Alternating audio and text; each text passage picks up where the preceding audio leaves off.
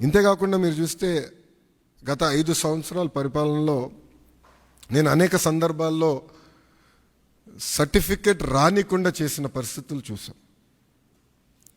అంటే అది చూసినది ఎందుకు అట్లా ఉండాలి? మీరు చూస్తే దుగ్గిరాల నియోజకవర్గంలో ఒక ఎంపీటీసీ గారు పోటీ చేస్తుంటే, దుగ్గిరాల మండలంలో ఎంపీటీసీ గారు పోటీ చేస్తుంటే సర్టిఫికెట్ ఆనాడు ఇవ్వలేదు, కావాలని బీసీ సర్టిఫికెట్ ఇవ్వలేదు. సో ఆ రోజు నాకు అర్థమైంది, సిస్టంలో ఒక లోపం ఉంది, ఇది కరెక్ట్ చేయాలి. ఎవరు ఇట్లా సర్టిఫికెట్ కోసం ఎవరు ఇబ్బంది పడకూడదు అనే ఆలోచనతో మొదలైంది. మీరు చూస్తే ఇప్పుడు అందరి జోబులో, ప్రతి ఇంట్లో ఒక స్మార్ట్ ఫోన్ ఉంది, అందరి జోబులో స్మార్ట్ ఫోన్ ఉంది. మా అంచనా ప్రకారం 60% మందికి స్మార్ట్ ఫోన్ అనేది ఈరోజు ఉంది. దాంట్లో ప్రధానంగా వాట్సాప్ అనేది అందరు ఇన్స్టాల్ చేసుకుంటారు. మీరందరూ కూడా వేలాది గ్రూపుల్లో ఉంటారు. నాకు కూడా ప్రభుత్వం పొరపాట్లు చేస్తే నాకు కూడా ఇక్కడున్న మీడియా మిత్రులతో సహా ప్రజలు కూడా మెసేజ్లు చేస్తాం జరిగింది. సో అప్పుడు నాకు వచ్చిన ఆలోచన, అంటే యువగలం పాదయాత్రలోనే లేదు, వాట్సాప్తో వర్క్ చేయాలి, అదొక ప్లాట్ఫామ్, అందరూ వాడే ప్లాట్ఫామ్ అని ఆలోచించి నేను సంధ్య గారికి మేము అవుట్రీచ్ చేసి కలిసిన తర్వాత ఒక ఇనిషియల్ డిస్కషన్ అయిన తర్వాత వాళ్ళు ఏమన్నారంటే, ప్రపంచంలోనే ఎక్కడ ఇన్ని సర్వీసెస్ ఒకేసారి ఒకే ప్లాట్ఫామ్ అయినా తీసుకురాలేదు, బిట్స్ అండ్ పీసెస్ వచ్చినాయి. సో ఆర్టీసీ చేసి ఉండొచ్చు, లేదంటే మున్సిపాలిటీ చేసి ఉండొచ్చు, ఎవరు వాళ్ళు చేశారు. యాజ్ అ స్టేట్ ఎవరు చేయలేదు. ఇది వన్ ఆఫ్ ఇట్స్ కైండ్. మీరు చేయగలుగుతారా, అవుతుందా, మార్పు మీరు సిస్టంలో తీసుకురాగలుగుతారా అని నన్ను అడిగారు. సో అక్టోబర్ 22, 2024లో ఢిల్లీలో MOU ఒప్పందం కుదుర్చుకుంటాం జరిగింది. ఆ రోజు నేను ఛాలెంజ్ స్వీకరించాను. డిసెంబర్ నెలాఖరికల్లా లాంచ్ చేస్తామని మేము చెప్తాం జరిగింది. వాస్తవంగా 1 నెల ఎక్కువ తీసుకున్నాం. సో 3 నెలలు 9 రోజుల తర్వాత, అంటే MOU సంతకం పెట్టిన 3 నెలలు 9 రోజుల తర్వాత ఇది లాంచ్ చేస్తాం జరిగింది. ఇది మీరు ఒక్కసారి చూస్తే 36 డిపార్ట్మెంట్లని ఇంటిగ్రేట్ చేయాలి. సో ఇది చాలా చాలా కాంప్లెక్స్ ప్రాజెక్ట్. మొదటి విడతలో 161 సర్వీసెస్ లాంచ్ చేస్తున్నాం. మా టీం చెప్పొద్దన్నారు, బట్ నేను చెప్తున్నాను ఈరోజు, రెండో విడతలో 360 సర్వీసెస్ మేము లాంచ్ చేస్తాము. There is no debate, no discussion, we will launch. So ప్రజలకి ప్రభుత్వం మధ్యన ఇదొక ప్లాట్ఫామ్గా ఏర్పాటు చేసి రియల్ టైం సర్టిఫికేట్స్ వాళ్ళకి డెలివర్ చేసే బాధ్యత మన ప్రభుత్వం తీసుకుంటుంది. దాంట్లో భాగంగా మీరు చూస్తే నేను కూడా మా టీంని పదే అడిగింది, ఇక్కడ సర్టిఫికేట్స్ కూడా మేము ఇష్యూ చేసినప్పుడు దానిపైన స్పెసిఫిక్ QR కోడ్ ఉంటుంది. ఎందుకంటే మీరు ఆథెంటిసిటీ గురించి మీరు అడుగుతారు నాకు తెలుసు, అందుకే ముందలే ప్రియం చేస్తున్నా. QR కోడ్ అనేది ప్రతి సర్టిఫికేట్ పైన ఉంటుంది. ఆ QR కోడ్ స్కాన్ చేస్తే ఏపీ గవర్నమెంట్ వెబ్సైట్కి లింక్ వెళ్తుంది. ఆ ఏపీ గవర్నమెంట్ వెబ్సైట్ పైన క్లియర్గా సర్టిఫికేట్ పైన ఉండాల్సిన పేరేంటి, వివరాలేంటి వెబ్సైట్ పైన కనపడుతుంది. సో ఎవరు ఫేక్ సర్టిఫికేట్లు జనరేట్ చేసేదానికి అవకాశం ఉండదు.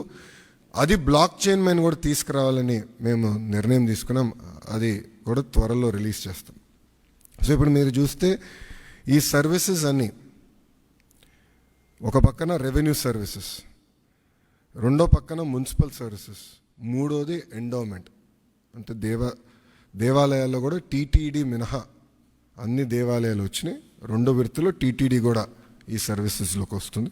దేవుడు ఆశీస్సులు ఉంటాయి, ఈ సర్వీసుల్లోకి వస్తుంది. అంతేకాకుండా ఇప్పుడు సెలెక్షన్ నంబర్కి వెళ్ళి సెలెక్షన్ ఉంటుంది, మీరు సెలెక్ట్ చేయాలి. నెక్స్ట్ ఫేజ్లో AI బాట్ మేము అమలు చేస్తాం. సింపుల్గా మీరు వెళ్ళి నాకు బస్ టికెట్ ఈ ఊరు నుంచి ఈ ఊరికి రావాలంటే సింపుల్గా డన్, ఇది ప్రైస్, మీరు డబ్బులు కట్టండి, bus ticket will be issued. అట్లా AI బాట్ పెట్టాలని మేము నిర్ణయం తీసుకున్నాం. రెండో విడతలో చేద్దాం అనుకున్నాం.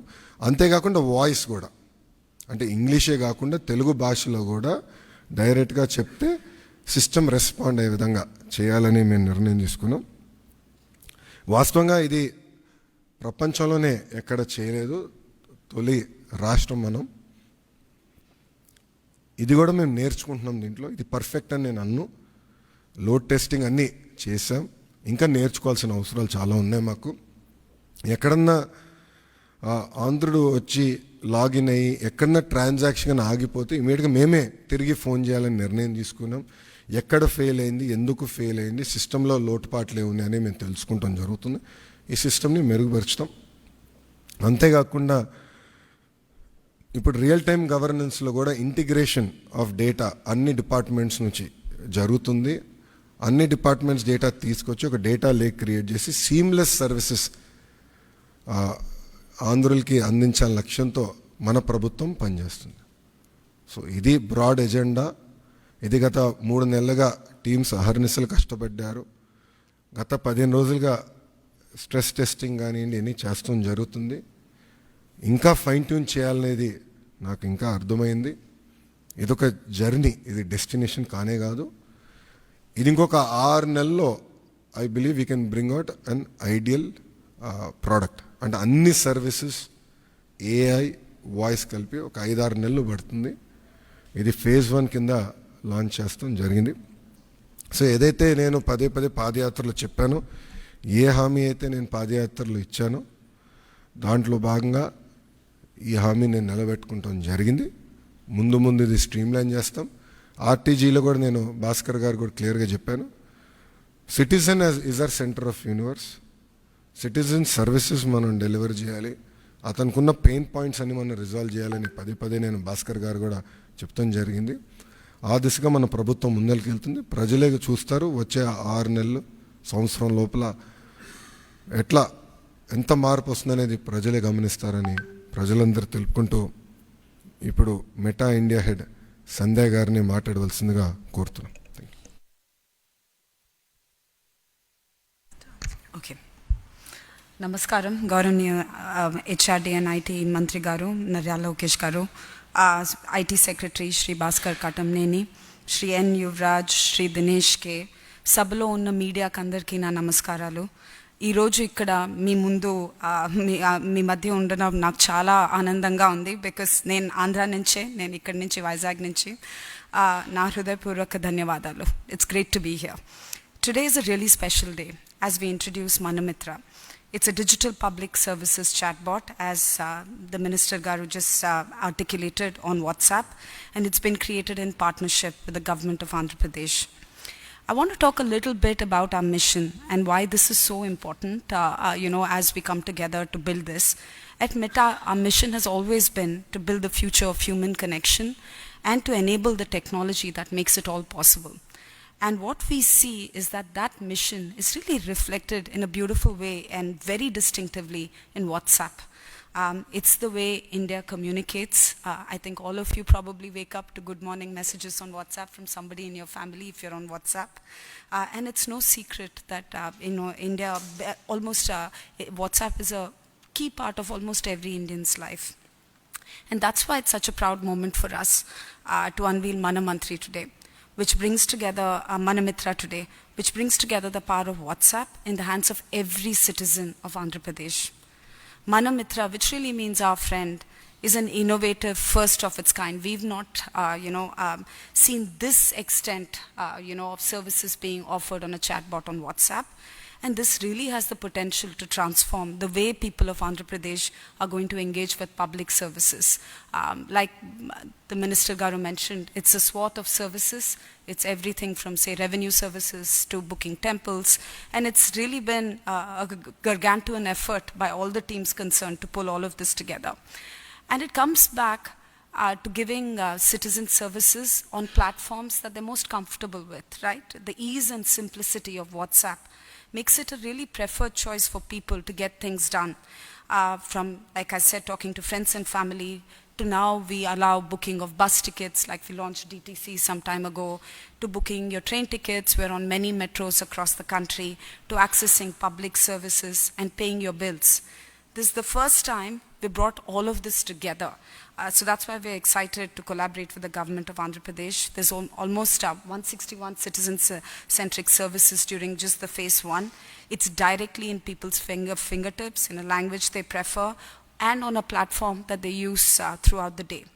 The chatbot also offers people the option to pay for their bookings and other services through a payment mode of their choice, or be it UPI, credit, or debit, and Ravi will explain a little bit more, directly within WhatsApp experience. So it's truly seamless, and that's what we've tried to do, to make it as seamless as possible.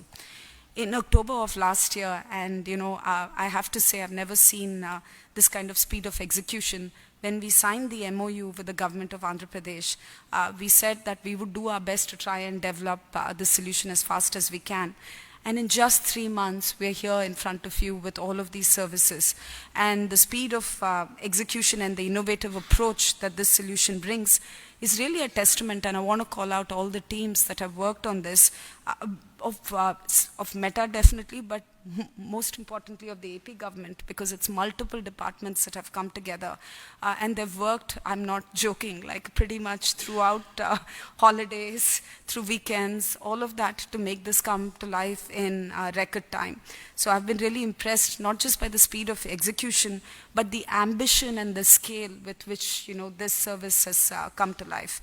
Our goal is to really make this platform a one-stop shop for all public service needs, and we're excited about the potential for growth and innovation and the learnings we'll have along the way. Like the Minister Garu said, and as IT Secretary Bhaskar Garu said, this is learning. Like, we've just launched it. I'm sure there's lots to improve, and we'll learn and we'll grow together. But for now, we're really proud to be part of this journey. We look forward to working closely with the government of Andhra Pradesh to ensure the continued success of Manamitra on WhatsApp, and we're committed to continuing this momentum to create a more digitally, to bring on even more services. I think our ambition really is, how do we create a more digitally inclusive Andhra Pradesh, where citizens have access to essential services right within the chat. So with that, I just wanted to say a huge thank you again. I'm really pleased to be here, and thank you for your support. And with that, I'll hand over to Ravi, who has a short presentation, I think. Thank you, Sandhya. Do we have the slides coming up? But thank you, Honorable Minister. Thank you, Mr. Bhaskar, Sandhya. This, like both of you have said, this was one of its kind unique challenge that you threw at us a few months back, saying, hey, I want to bring the whole government services on a single platform. We deal with a lot of governments across the country. We have done a lot of bots, like Sandhya said, we have done for metro tickets, for bus tickets, but never a single platform where everything is converging. And honestly, we have said this before, we did not believe that we'll be able to put it so soon. We knew we'll be able to do it, but thanks to all the commitment of all the people here, all the departments, that what we have today is a unique product and a really very, very impactful product. I thought I'll just show you a sneak preview of what it is. And hope you all will try and give us feedback. This is the first step in the journey. This is not the end. We'll continue to improve. We'll add more